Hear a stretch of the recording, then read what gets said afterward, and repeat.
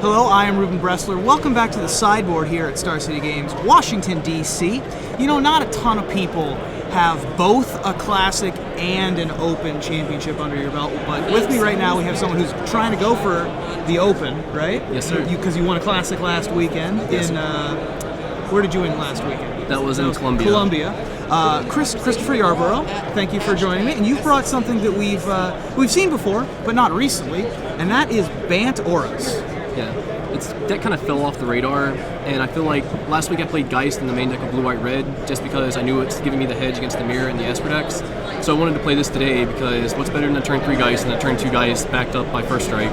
Sure.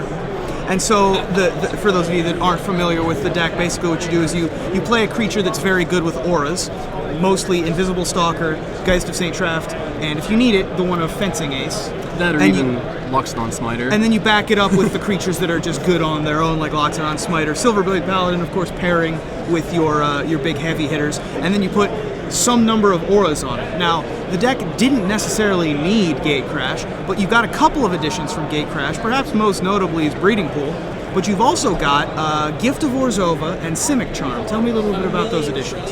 Well, the split here was I want 4 of this card, but I never want to have 2 of it in my hand. I just only want 1 of it. So the choice was playing the 1 of Simic Charm or the 4th Gift of Orzhova.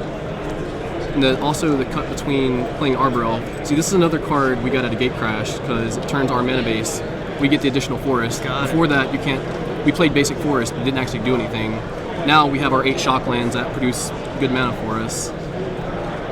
Excellent. And so Gift of Orzhova grants the creature flying and lifelink and +1/+1, all 3 relevant things in this metagame, boosting over 2 toughness to avoid things like Rolling Trembler, also getting flying to avoid blockers, and the lifelink, of course. Yeah, the really biggest thing really is the lifelink. When you're playing against the other aggressive decks, most aggressive decks in format right now are a turn 4 deck. When you start gaining 3+ life a turn, it makes the matchup a lot easier for you. Right, and you were telling me a story about your last round where your opponent was at something like 38 because of Rock's Faith Menders and Drag Tusks. My opponent gained over 40 life from double Faith Menders, and good thing is I'd done over 60 damage to him. Sure. Yeah, this deck can definitely do that if there isn't an answer, something like a Wrath of God or something like that in the sideboard. But you have answers for things like Wrath of God in the sideboard, and the one that I want to point out first is Rootborn Defenses. Tell me a little bit about that card. Rootborn Defenses lets you do multiple things. It lets you protect against Supreme Verdict since it is uncounterable, as well as if you're playing against other aggressive decks and you want to bring it in, Jund, for example, they have Bonfire of the Damned. Sometimes you just want to populate during combat after they block your Geist and make another 4/4 Angel. Fair enough.